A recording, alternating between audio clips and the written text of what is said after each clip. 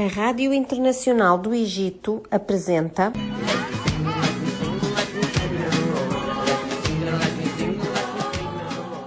(31 de julho), o Dia Internacional da Mulher Africana. Edição especial produzida por Mohamed Abd El Kamel e apresentada por Sandra Guzmão.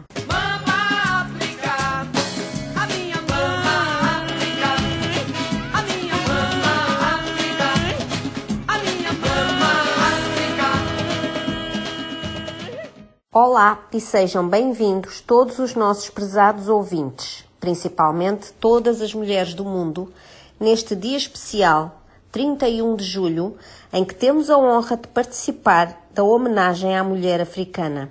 Dedicamos a ela esta edição especial pelo seu papel preponderante na preservação e transmissão de valores cívicos e morais, assim como no fortalecimento da coesão e unidade das famílias, enquanto núcleo fundamental da sociedade. Importa mencionar que esta data foi escolhida no ano de 1962 na Conferência das Mulheres Africanas em Dar es Salaam, Tanzânia. Esta celebração é reconhecida num total de 14 países e ainda por 8 movimentos de libertação nacional. Na mesma conferência foi criada uma organização também relacionada com o sexo feminino, a Organização Pan-Africana das Mulheres. A propósito desta data comemorativa, temos a maior honra de apresentar as seguintes entrevistas. Senhora Indira Pires, diretora do Instituto Pedro Pires e filha do ex-presidente cabo-verdiano Pedro Pires. Senhora Conceição Raposo Mendes, presidente da Organização das Mulheres de São Tomé e Príncipe e Mulheres Sociais-Democratas. Denise Chaste, comunicóloga da Guiné-Bissau e especialista na área do panafricanismo. O Instituto Pedro Pires para a Liderança foi criado em 2013 pelo antigo presidente de Cabo Verde, o comandante Pedro Pires, após ter sido galardoado com o Prémio Mo Ibrahim de Boa Governança em África em 2011. O Instituto foi criado para dar continuidade ao seu legado, alargando e defendendo as lições da sua liderança e de consciência nacional e humanitária a mais africanos, com o firme propósito de contribuir significativamente para o processo que visa alcançar a visão de uma África de língua oficial portuguesa em perfeita comunhão com a África de todas as línguas maternas, bem-sucedida e emancipada, liderada por agentes de mudança que se orgulham dos seus países e do seu continente. Assim, o IPP tem como missão apoiar líderes atuais e futuros na promoção da transformação social, económica e política nas suas comunidades em todo o Cabo Verde e na África de expressão portuguesa. Desde então, o IPP estabeleceu um notável portfólio de programas e iniciativas que estão a contribuir para a capacitação e para o desenvolvimento de lideranças críticas em Cabo Verde, Angola, Guiné-Bissau e São Tomé e Príncipe, sempre na busca de soluções de desenvolvimento contextualizadas às realidades locais, fugindo de fórmulas e receitas universalistas, muitas vezes impostas sem o devido contraditório pelos principais centros de poder económico e tecnológico. Portanto, as novas gerações de líderes africanos impõem-se hoje pensar o desenvolvimento económico e social num processo de complexidade cujos desafios consistem em múltiplas dimensões. Os estruturais, por um lado, que abarcam infraestruturas físicas, institucionais e mentais numa adaptação imperativa à modernidade do mundo desenvolvido. Devemos olhar para os nossos líderes atuais e também para os nossos jovens como agentes de mudança, esperando que estejam imbuídos de um pensamento crítico e ideias inovadoras sobre como fazer avançar a nossa nação e as nossas comunidades.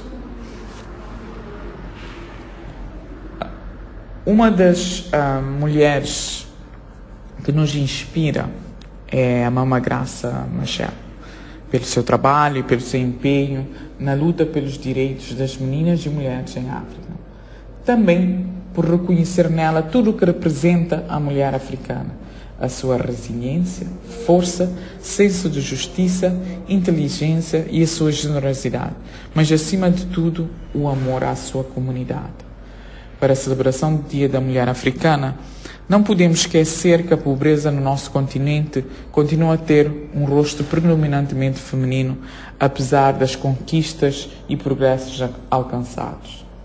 Em resposta, é urgente continuar a alargar o acesso à educação, à saúde, à justiça no sentido lato, à proteção jurídica em caso de violência baseada no género e a oportunidades econômicas.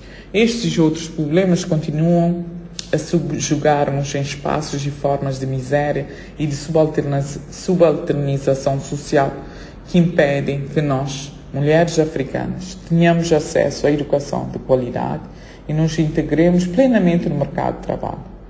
Precisamos garantir que todas as meninas e mulheres tenham acesso à educação e formação e que permita desenvolver seu potencial e contribuir para o crescimento econômico do nosso continente. Outra questão fundamental é a representatividade das mulheres na política e na tomada de decisões. As mulheres devem ser vistas e ouvidas em todas as esferas do governo e da sociedade civil. A promoção da igualdade de género para cargos de liderança é essencial para garantir que as políticas e os programas refletem, de facto, as necessidades e aspirações de todos.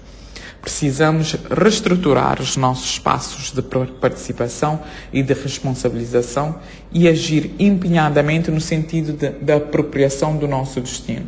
Temos de fazer por estar ativamente presente nas esferas onde as decisões que nos dizem respeito são tomadas e onde as políticas são concebidas.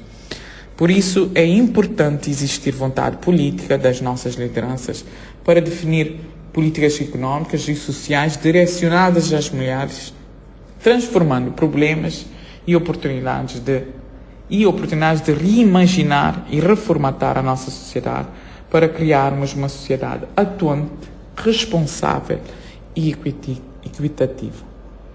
Portanto, por fim, o trabalho do IPP ao longo desses 10 anos tem sido de lançar bases para a mudança necessária nas nossas lideranças, para provocar a transformação que nos permitirá atingir o tão almejado desenvolvimento da África. Desejo a todos um feliz Dia da Mulher Africana. Bom dia, boa tarde ou boa noite, dependendo da hora que me escutam. É um prazer poder estar nesta entrevista e colocar os meus pontos de vista acerca das questões levantadas. Obrigada, Arábia Egípcia. Obrigada, Mohamed. Meu nome é Maria da Conceição Raposo Mendes, mais conhecida por São Raposo.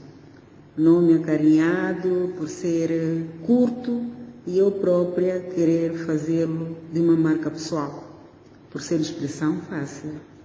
Sou licenciada em Sistemas e Redes de Computadores há mais de 20 anos, com um mestrado e depois uma pós-graduação em Gestão de Comunicações e Multimédia.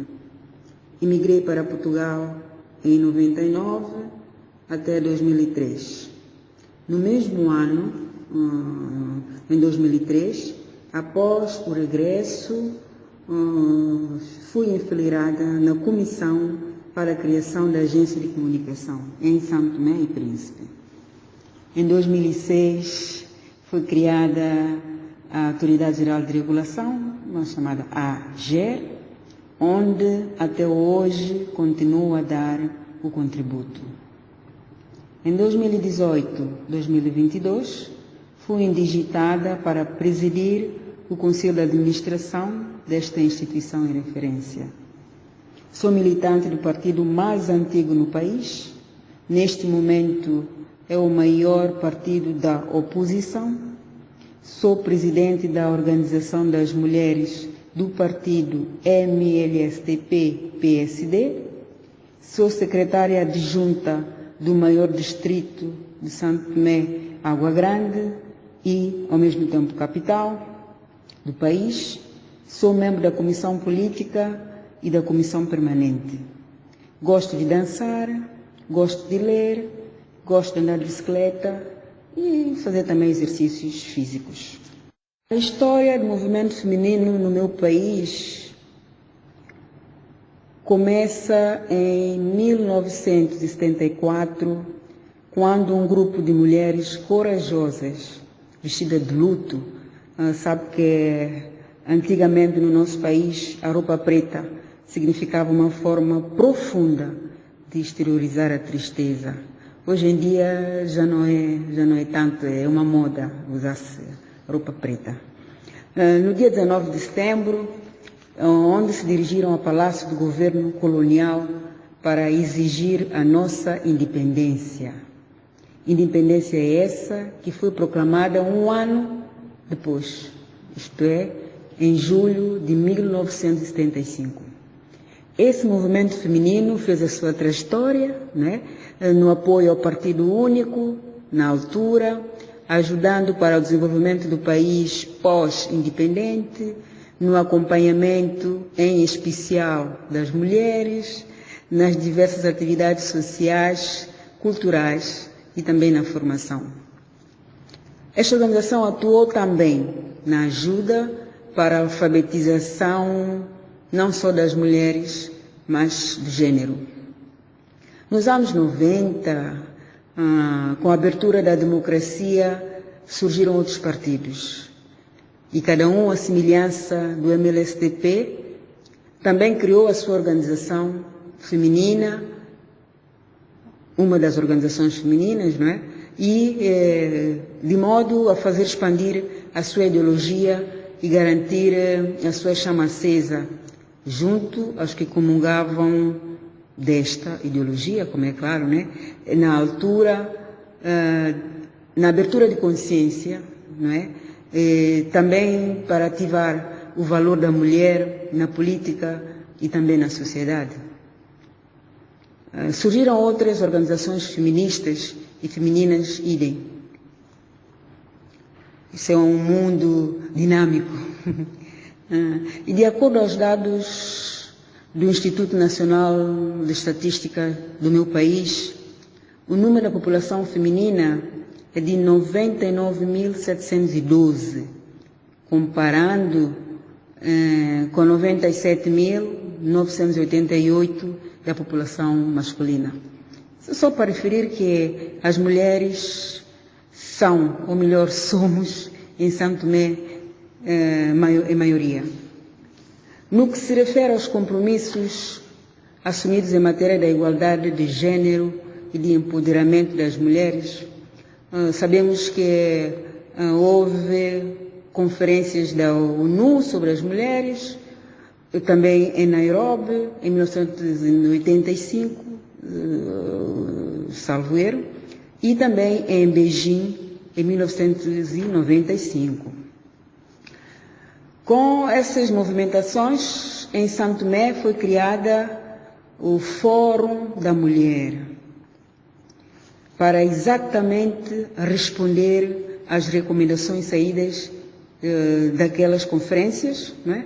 Um movimento feminino de congregação apartidária e partidária das mulheres, onde eram discutidos os assuntos ardentes sobre as mulheres santomenses, de forma desapaixonada, de forma a uni-las, de forma a ter uma ajuda mútua.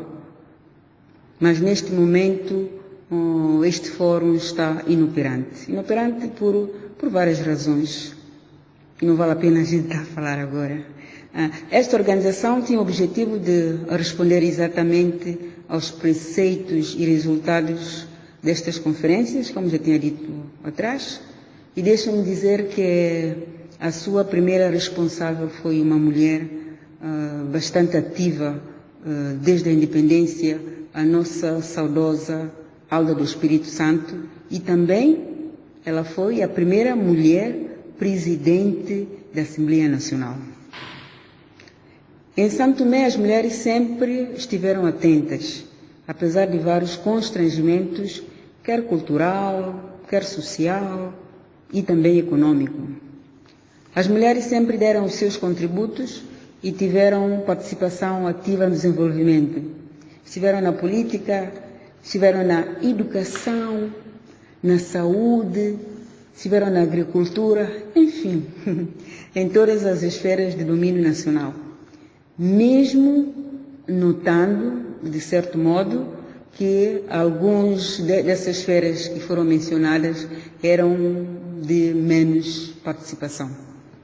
Tivemos mulheres presidentes da Assembleia, né? Neste momento nós temos uma mulher também que é presidente da Assembleia Nacional, a doutora Selmira Sacramento. Tivemos mulheres chefes de governo, também foram duas, a doutora Maria das Neves e a doutora Maria do Carmo Silveira. Tivemos ministras, tivemos governadora do Banco Central, várias diretoras, presidentes do Conselho de Administração das instituições, presidentes das autarquias, também temos na nossa história duas. Temos ainda as responsáveis intermediárias, que também fazem parte deste leque. E, para dizer que nesses locais, a bravura e a sapiência estiveram lá. Tanto é que os resultados são visíveis.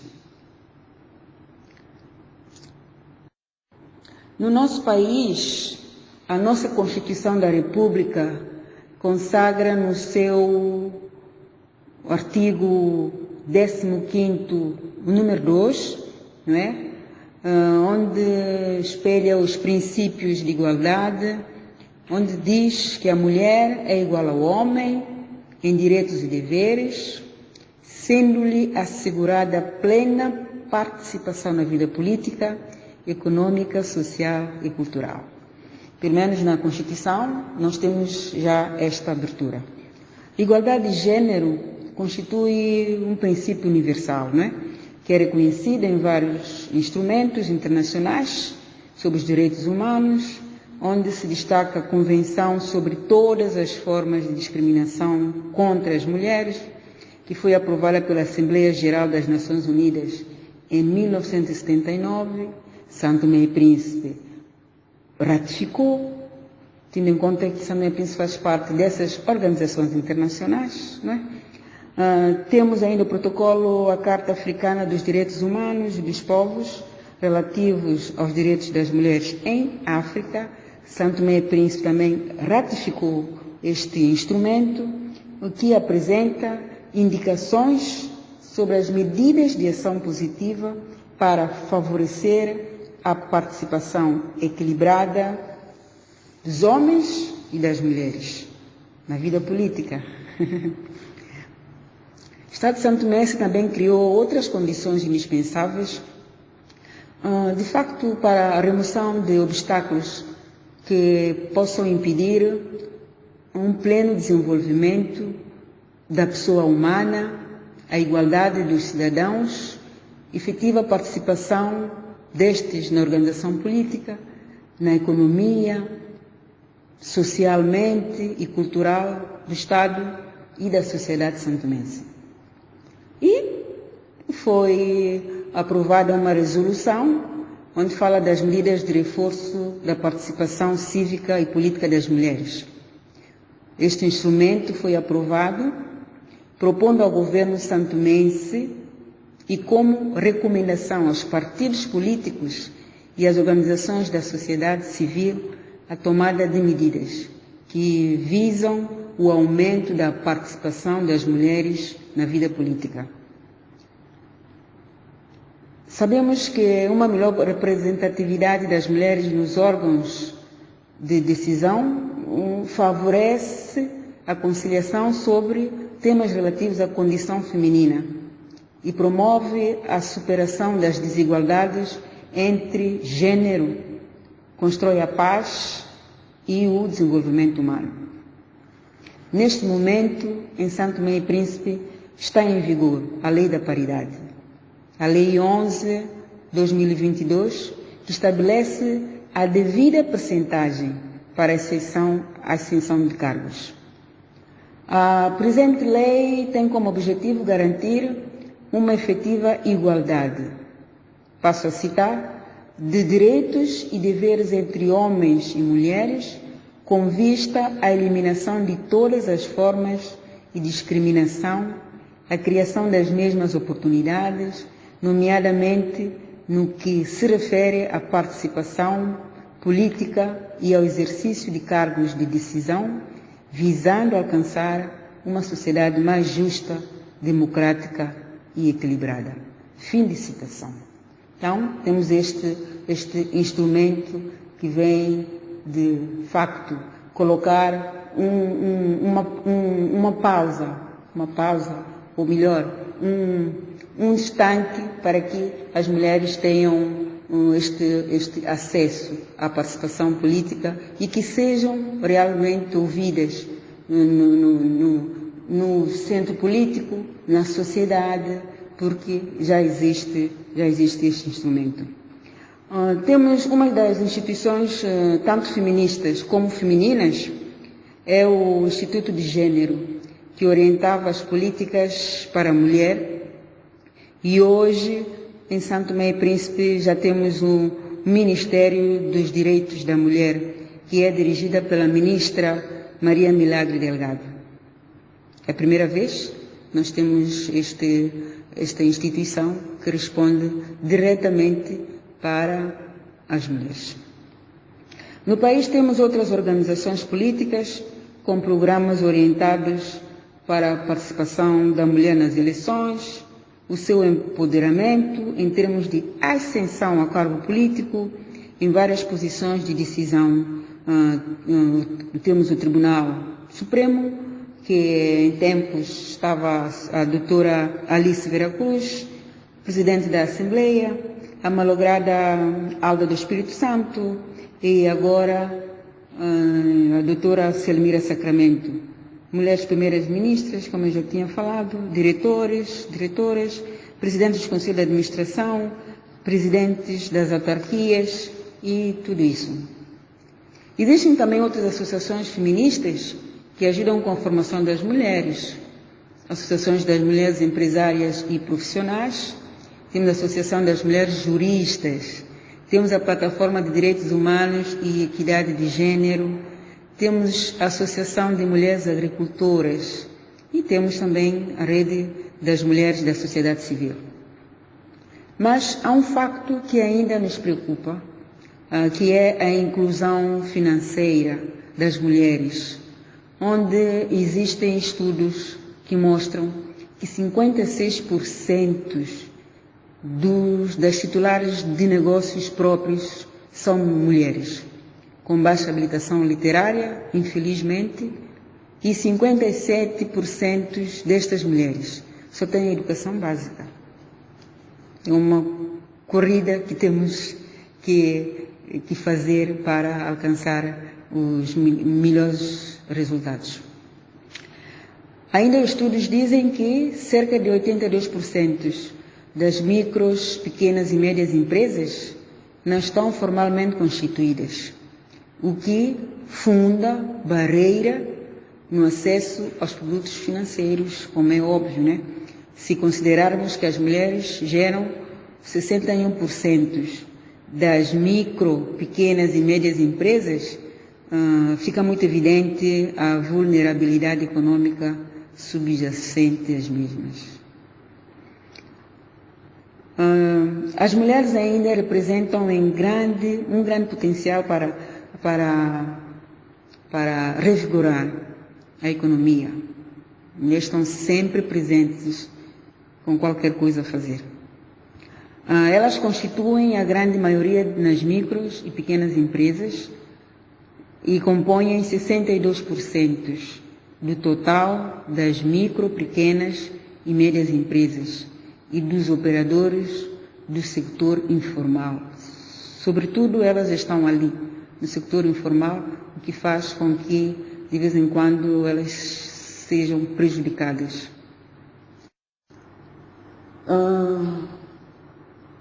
A população europeia atual ronda 751.435.574, onde as mulheres europeias representam 52% da população. Contudo, só 30% são criadores de startups. Muitos estudos descobriram que as barreiras socioculturais refletem o pensamento coletivo de que o empreendedorismo é uma atividade dominada pelos homens. Estamos a falar a nível europeu. Mesmo assim, podemos depreender que a importância atribuída ao desenvolvimento do empreendedorismo feminino pode ser relacionada com o nível de maturidade alcançado por alguns países na questão de diversidade de gênero em particular. Contudo, em países onde as mulheres estão presentes na política ou nos negócios, o empreendedorismo está mais desenvolvido. Só para nós vermos esta comparação. É óbvio, mesmo na Europa falta financiamento regular, que não coaduna com o progresso significativo no financiamento de apoio às mulheres empresárias. Existem alguns países europeus que ainda estão em atraso nesta matéria. Fui pesquisar um estudo realizado pela Comissão Europeia, onde demonstra claramente alguns tipos de obstáculos encontrados e que requerem inovar no empreendedorismo. Há obstáculos contextuais, não é? Há obstáculos econômicos e ainda obstáculos estruturais. Sabemos que a União Europeia, no seu plano de ação para o empreendedorismo 2020, disponibilizou às mulheres empresárias um conjunto de ferramentas extremamente úteis e que foram utilizadas para o desenvolvimento das suas atividades. Podemos dizer que as mulheres africanas são, por característica próprias, empoderadas, apesar de várias barreiras. Elas são líderes porque conseguem criar os seus próprios negócios. Hoje em dia, sabemos que a sociedade de informalidade e as mulheres africanas conseguem se empoderar ao nível dos seus negócios para cuidar das suas famílias. Isto, ninguém lhes tira o mérito. Ainda na África, o empreendedorismo feminino é como uma pegada de obstáculos. Os obstáculos são tão numerosos e de diferentes naturezas, tais como o ambiente empresarial desfavorável,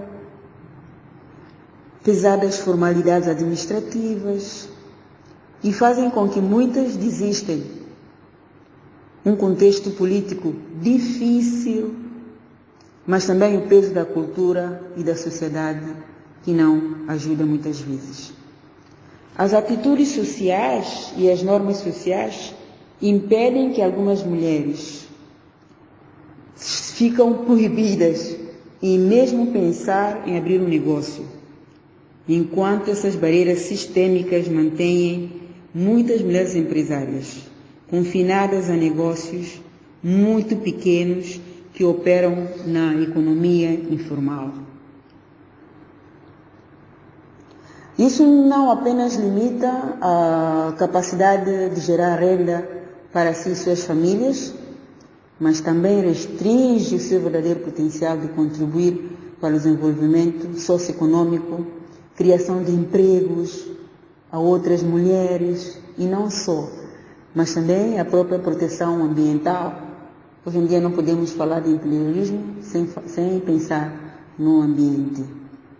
Mas a remoção dessas barreiras, a falta de acesso às instituições financeiras formais, restrições de tempo devido às responsabilidades familiares e domésticas, fazem com que muitas vezes as oportunidades de crescimento para negócios sustentáveis liderados por mulheres deixam de desejar. Essas mulheres africanas ainda enfrentam outras dificuldades para realizar seus próprios projetos, incluindo a escassez de infraestrutura, falta de treinamento digital, dificuldade de encontrar financiamento.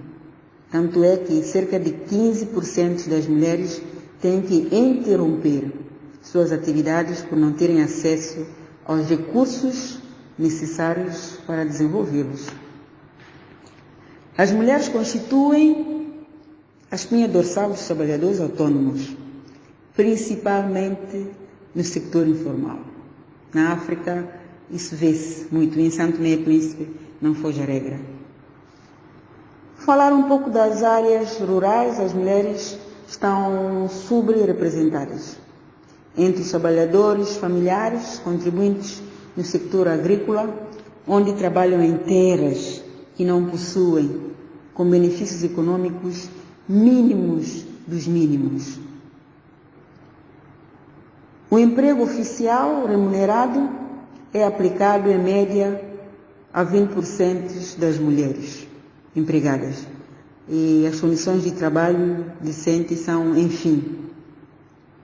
Raramente são concedidas às mulheres estes financiamentos. São obstáculos óbvios a serem superados. E nós temos sempre esta força de continuarmos a ultrapassar esses obstáculos e garantir a sobrevivência e a sustentabilidade, não só das nossas famílias, mas da própria sociedade em si. Nós vamos ver que a condição prioritária para encontrar soluções sustentáveis para a segurança alimentar, nutrição e pobreza rural é começar a ter uma abordagem abrangente, onde integra a adaptação, a mitigação das mudanças climáticas, a biodiversidade, a paz e sem falar da segurança, que não pode ficar de lado. As mulheres africanas desempenham um papel pleno no crescimento econômico, nós sabemos, no desenvolvimento social, na prosperidade, na sustentabilidade. Por isso, investir nas mulheres é uma das maneiras mais eficazes de aumentar a igualdade e promover o crescimento econômico inclusivo e sustentável. Uma atenção especial, penso que deve ser dada à questão da igualdade de gênero e empoderamento das mulheres, pela própria União Africana, que reconhece que a igualdade de gênero é um direito humano e fundamental, e que é parte integrante da integração, passo a expressão, regional, um crescimento econômico e desenvolvimento social. A União Africana ainda reconhece que o empreendedorismo feminino é um elemento essencial para alcançar os objetivos da Agenda 2063 em particular, onde o aumento da taxa de emprego tende a um crescimento inclusivo, uma agricultura moderna para aumentar a produção, bem como infraestrutura de qualidade. Então, todos esses são desafios que as mulheres africanas ainda têm que superar, mesmo sabendo que, a nível das mulheres europeias, já estão um pouco mais avançadas, porque, a nível da União Europeia, sempre há financiamentos para os países que compõem a Europa, para que as mulheres sejam beneficiadas. Bom, 8 de março comemora-se mais um dia de reflexão social, reflexão econômica e reflexão política das mulheres. Podemos mesmo ousar dizer que é uma data de grito de socorro, é uma data de grito de justiça. A nossa luta pelo empoderamento continua. A formação, a capacitação tornam-se apanágios. Por outro lado, precisamos ser encorajadas para as diversas atividades que ajudam no desenvolvimento do país e do mundo. Costuma-se dizer que uma mulher formada transforma uma sociedade. 10 mulheres formadas transformam uma nação. Uma mulher na política muda a mulher. Muitas mulheres na política mudam a política. Então, nós as mulheres temos um desafio muito grande. Sempre tivemos, porque nós somos multifacetadas. A nível político, nós precisamos nos envolver muito mais. Mas para isso, os incentivos para o resultado devem ser primordiais. Muitos países já têm instrumentos para derrubarem os obstáculos, onde temos que agarrá-los e mostrar que, enquanto ser humano de diversas valências, e essas valências muitas vezes utilizadas simultaneamente, o resultado é positivo. Precisamos sentir o calor, porque somos a maioria planetária. Somos mulher. A capacitação deve ser constante. A capacitação é uma condição sine qua non para que as mulheres possam, de facto, brotar.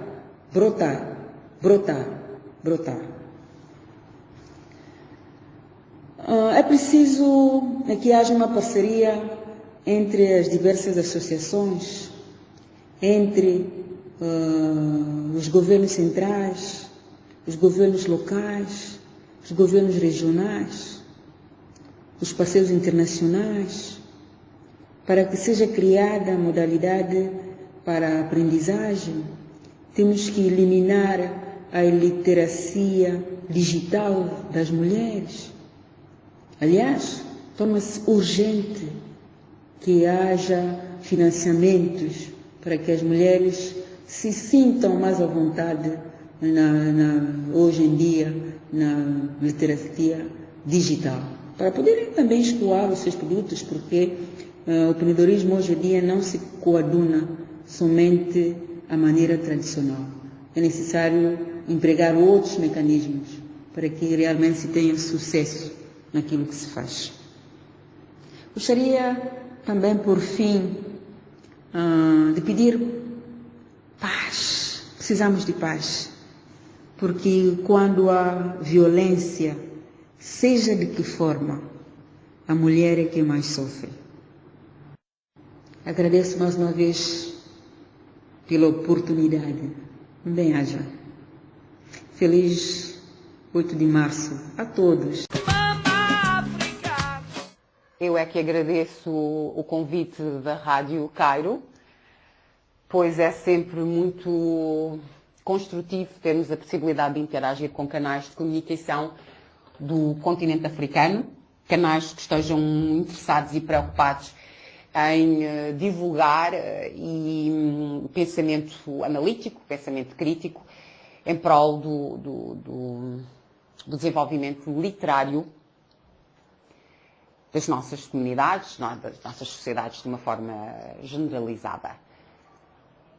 Bem, falando de mim, o que é que eu posso dizer? Eu acho que nesta altura os nossos ouvintes já sabem que eu sou a Denise Charte, tenho 36 anos, sou membro da Liga Pan-Africana, Liga Pan-Africana fundada pelo MCZR, Kwame Nkrumah, Julius Nyerere, Amílcar Cabral.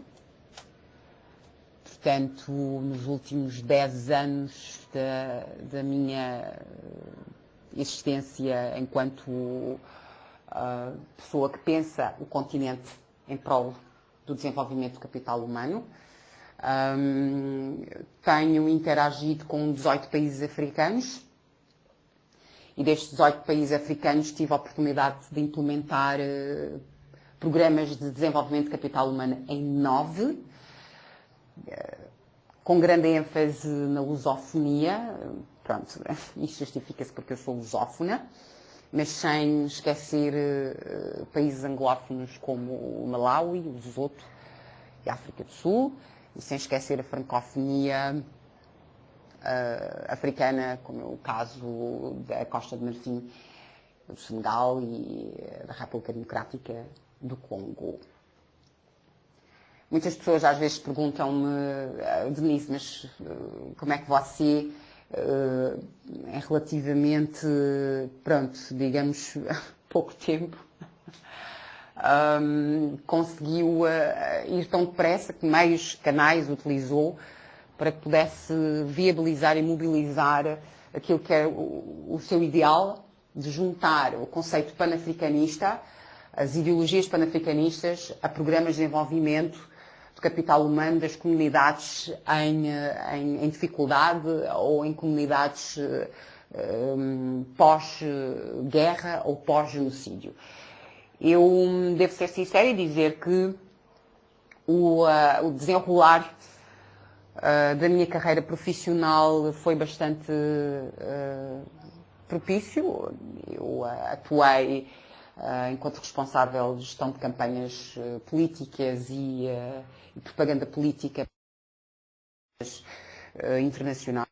Devo citar o Figaro, em França, Wall Street Newspaper, USA Today, e mesmo a nível de Ásia, como o Economic Magazine da China, de Hong Kong. Portanto, esta minha atividade profissional permitiu-me viajar por 18 países africanos e, durante esse meu périplo por África, eu aproveitei a possibilidade de estar mais em contacto com o continente para obviamente, alavancar projetos de pesquisa, projetos de investigação, mobilizar algum financiamento através de alguns shareholders e stakeholders dos mercados locais, das comunidades locais. Obviamente, o resultado de todo este empenho vê-se no Analysis Report, no Overview, retrospectiva, posso assim dizer, daquilo que foi o meu trabalho em prol do desenvolvimento de capital humano nos últimos 5 anos. Estamos a falar de 3.708 pessoas que foram beneficiadas em 9 países. Eu sei que a nível de África parece muito pouco, não é? Mas isso é basicamente um trabalho com grande foco social, com grande foco intelectual, se me permitem dizer, e que hoje ganhou asas e, mais importante do que isso, está a ser adotado por jovens em países onde eu nunca fui e que estão dispostos a assumir a liderança e o comando deste conceito criado por mim, mas que é para servir o continente. Bem, eu tenho tanta coisa, há tanta coisa que posso dizer relativamente a esse tema, mas eu vou deixar as questões seguintes, para responder as questões seguintes, não é? Para que possamos interagir mais paulatinamente durante a nossa conversa sobre os temas que, obviamente, irão surgindo. O certo é que a história do panafricanismo é extensa, porque ela data do século XIX. E porquê que ela data do século XIX? Porque com o desenvolvimento ou com a implementação do sistema industrial, ou melhor, com a chegada da industrialização nos Estados Unidos e, nomeadamente, nos países anglófonos como o Canadá e a Grã-Bretanha, que de uma certa forma eram também países esclavagistas, okay, que promoveram durante séculos o tráfico negreiro. Com a chegada da industrialização surge uma nova ordem económica. Surge uma nova ordem económica mundial e essa nova ordem económica mundial diz que já não é preciso mão de obra escrava para produzir. Portanto, agora vamos industrializar, vamos automatizar as nossas produções locais e, obviamente, o escravo deixa de ser necessário. A mão de obra escrava deixa de ser a locomotiva ou a alavanca para a produção agrícola.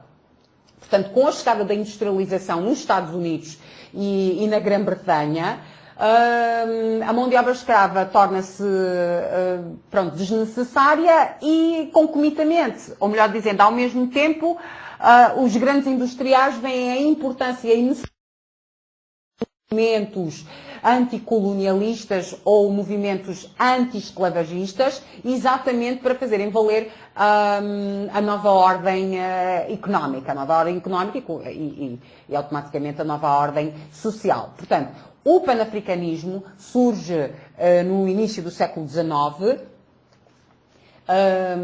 através de pensadores como Frederick Douglass, Olaudah Equiano e Ottobah Cugoano, de frisar que tanto Olaudah Equiano quanto Ottobah Cugoano foram ex-escravos que depois engajaram-se no pensamento do negro como uma raça que não é uma raça inferior. Ok? E vale aqui citar essas três personalidades, o Frederick Douglass, o Olaudah e o Cugoano, por razões muito, muito simples, porque historicamente são considerados as pessoas que, de facto, os verdadeiros pais do panafricanismo. Portanto, graças a estes três pensadores, que na realidade foram ex-escravos também, foram escravizados, então situam na pele a questão da escravatura, a questão da subjugação, a questão de serem considerados pessoas inferiores, seres inferiores. Isto fez com que escrevessem, refletissem e motivassem um pensamento analítico e crítico em relação à questão negra, à questão de África. No século XX surgem aquelas pessoas, aqueles pensadores que eu considero, que, a meu ponto de vista, são os consolidadores do panafricanismo. E são eles Aimé Césaire, Frantz Fanon, Monsieur Dubois, o incontornável Léopold Sédar Senghor e o historiador Cheikh Anta Diop. Estas personalidades são consideradas os consolidadores do panafricanismo, porque é graças a eles que começam a surgir congressos, começam a surgir conferências, começam a surgir livros, começam a surgir notas de imprensa, jornais, revistas, com um propósito que é fazer veicular a informação sobre um negro capaz, um negro competente, um negro que pensa, um negro capaz de criar por si só e fazer com que a própria negritude, que os próprios africanos e que os próprios os antigos escravos entendam que a questão da inferioridade não existe, nunca existiu. Acima de tudo, que entendam que o negro foi escravizado não pela sua cor da pele, mas porque estava à mão, porque estava em situação de fragilidade, porque estava disponível, porque estava acessível, porque houve possibilidade de acesso.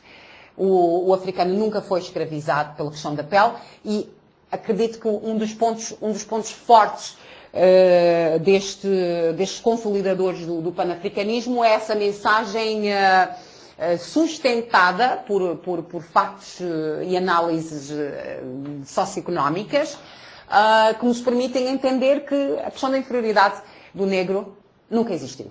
É uma coisa fictícia, criada por questões, obviamente, de domínio, um domínio mental, porque quando se consegue dominar as pessoas mentalmente, automaticamente conseguimos fazer com que elas se sintam, se coloquem em posição de serem mais facilmente escravizados ou escravizadas. Portanto, estamos a falar aqui da segunda fase do panafricanismo, que decorre entre a Primeira e a Segunda Guerra Mundial. Estamos a falar no início do século XX, até 1940, 1945, até o final da Segunda Guerra Mundial. A partir da Segunda Guerra Mundial surgem aqueles pensadores, não só pensadores, mas revolucionários. Eu acho que, acima de tudo, são pensadores, mas muito mais revolucionários, porque foram aqueles que, de facto, aquelas personalidades que pegaram no conceito do panafricanismo e decidiram torná-lo num movimento de liberdade. E são eles Amílcar Cabral, Julius Nyerere, Jomo Kenyatta, o nosso muito querido Patrice Lumumba, Sékou Touré da Guiné-Conakry, Kwame Nkrumah do Ghana, Bouteflika da Algéria e, é claro, Gamal Abdel Nasser do Egito. Entender a presença do Bouteflika e Nasser nesta lista, saber que nesta altura a Algéria e o Egito já eram independentes, o ativismo e a participação do Egito e da Argélia na independência das colónias não é muito falada, mas o certo é que existiu, o certo é que houve um apoio político, um apoio moral, houve um apoio mesmo económico, financeiro, para que os movimentos independentistas ganhassem força, se posicionassem, e obviamente para que os países africanos se tornassem independentes. Eu não posso deixar de acrescentar à história do panafricanismo os movimentos, pronto, embora mais radicais, oriundos da diáspora norte-americana, como Malcolm X, Marcus Garvey e os Black Panthers, que se tornaram muito conhecidos através da nossa Angela Davis, okay, e Rosa Parks. São movimentos um bocado mais radicalistas porque, pronto, nem tanto ao mar nem tanto à terra. São radicais porque excluem completamente a possibilidade de interação com raças que não sejam idênticas à raça africana. Mas, como se diz na gíria local, o certo é que estes movimentos do Malcolm X, Marcus Garvey e do Black Panthers, embora fossem radicais, serviram ao propósito de ativar a capitalização de fundos e meios para a independência dos países africanos que nesta altura ainda estavam sob o jugo estrangeiro. E por último, dizer que a história do panafricanismo é extensa, é densa. Não poderia, através desta interação, desta entrevista, assinalar todos os marcos e pontos fundamentais que fizerem com que o panafricanismo fosse, ainda nos dias de hoje, o maior movimento em prol do interesse do desenvolvimento do continente africano e do seu povo. Mas fico na esperança de que os topic lines indicados no decorrer desta entrevista despertem a curiosidade dos nossos ouvintes, que eles possam fazer alguma investigação ou, quiçá, talvez, entrar em contato comigo para mais esclarecimentos, para mais dados históricos e esclarecimento de curiosidades que eu sei que ao ouvirem essas datas e esses nomes e essas informações, acabam por uma certa forma despertar para aquilo que é o panafricanismo e querer saber mais e melhor sobre o que é o nosso continente, como está o nosso continente e como é que nós nos comportamos a nível de reflexão literária, intelectual e movimento claridoso. Qual será o papel do panafricanismo na aproximação dos povos do continente africano? Eu penso que o panafricanismo tem um papel chave, não é? Ou melhor, é o elemento fundamental nesse processo de aproximação, ou melhor dizendo, de reaproximação. E ora, vejamos porquê. A própria luta pela independência, os próprios movimentos que levaram à independência das colónias do jugo francês, britânico, português e espanhol, não é? No caso específico da Guiné Equatorial, os próprios movimentos de libertação e o pensamento que levou a essa sede de liberdade tem como base o panafricanismo. Porquê? Porque o panafricanismo é um conceito, digamos assim, filosófico que nos permite pensar mais sobre a essência humana. E quando nós começamos a pensar sobre a essência humana, questões como a liberdade de estar, a liberdade de viver, a liberdade de respirar, a liberdade de ser quem seja no seu próprio país ou no seu próprio continente, começa a ser tema de debates intensos, e quando se torna tema de debates intensos, traz obviamente essa necessidade de querermos mais nesse sentido. O panafricanismo trouxe-nos uma consciência de africanidade, trouxe-nos uma consciência de negritude, atenção, não negritude cor de pele, mas negritude como forma de pensar, negritude como forma de sentir o nosso continente e de amá-lo de forma a de facto querer realizar coisas por ele. Foi graças ao panafricanismo que deixou-se de uma certa forma de olhar para o norte da África, estamos aqui a falar da Tunísia, da Argélia e do Egito, deixamos de olhar para o norte da África.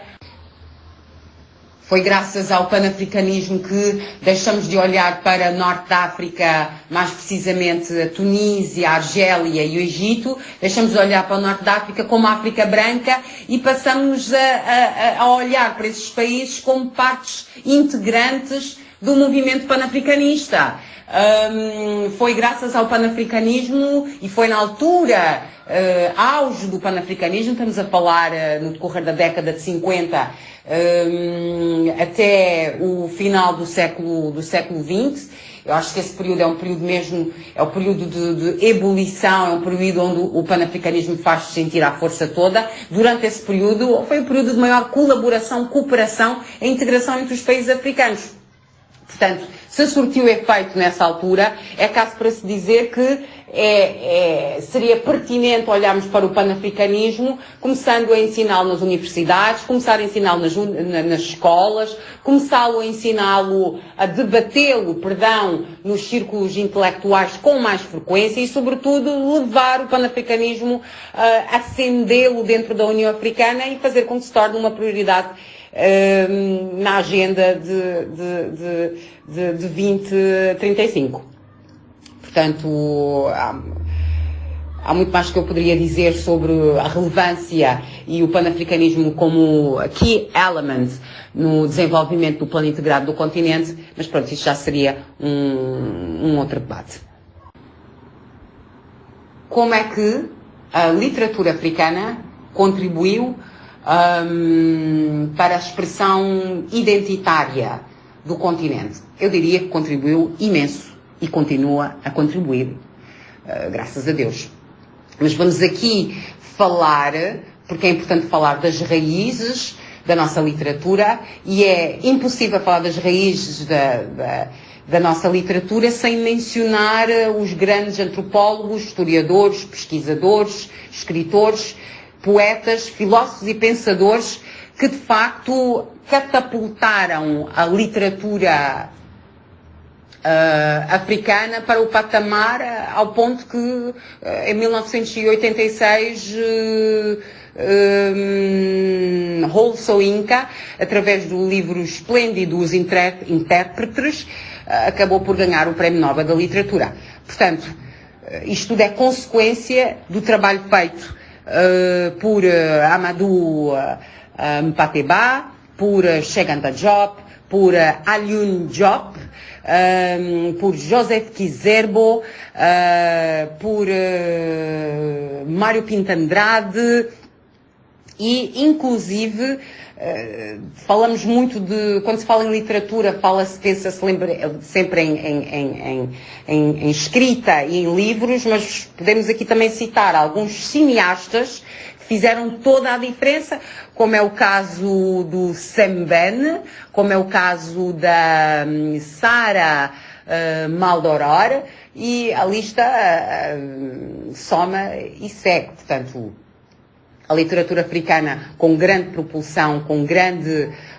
força, arranca na década de 40 40, 50 e 60, quando esses nomes que acabei de citar, esses escritores, pensadores, cineastas, filósofos, historiadores e antropólogos começaram a escrever sobre uma África, a investigar, primeiro a investigar e posteriormente a escrever sobre uma África que nós próprios africanos e o resto do mundo não conheciam. Foram graças aos livros publicados nessa altura que começamos a entender o Império de Kush, a força do Império de Kush, o Império de Songhai, a potência e criatividade dos Ashanti, do reino dos Ashanti, e é incontornável, não é? Não se pode deixar aqui de falar do reino de Dahomey, que até hoje dá origem a fábulas maravilhosas. E pronto, falar do Egito é falar da base da civilização, não é? Da base e do berço da civilização, e hoje sabemos que é a África, que o coração de tudo isso é o continente africano. Sabemos que Nefertiti, ao contrário do que se fazia acreditar através dos filmes de Hollywood, Nefertiti nunca foi branca. Nefertiti, quanto mais era morena ou então negra, pode-se dizer de pele escura. Sabemos que hoje em dia, atualmente, sabemos que Cleópatra era escura, tinha pele escura, mulher atraente, mas tinha pele escura. Tinha a pele escura e que não era de feições caucasianas, não era caucasiana, e que, evidentemente, Tutankhamon, o faraó que realizou e pensou o Egito mais moderno, era também moreno, era também negro, era também, se assim desejarem, africano. Portanto, se nós temos conhecimento de todas essas informações, nos sentimos empoderados pela força histórica dessas grandes civilizações, impérios e reinos, é porque, obviamente, surgiram escritores como o Cheikh Anta Diop, o Amadou Hampâté-Bâ, o Joseph Kizerbo e tantos outros a explicar-nos, a ensinar-nos e a fazerem valorizar a história do nosso Império através da literatura. E em jeito de despedida, gostaria de pedir à Rádio Cairo que continue assim, uma rádio inclusiva, que procura quebrar a barreira linguística, permitindo com que a África lusófona esteja mais integrada, mais participativa na realidade da comunicação de um país extraordinário que é o Egito. Lembrar também que se queremos construir uma comunicação integrada num continente, nós temos que sim que perder o medo, ganhar coragem e passar a interagir mais. Porque só assim seremos capazes de construir uma comunicação social robusta. Pronto? E é só. Até uma próxima oportunidade. Obrigada.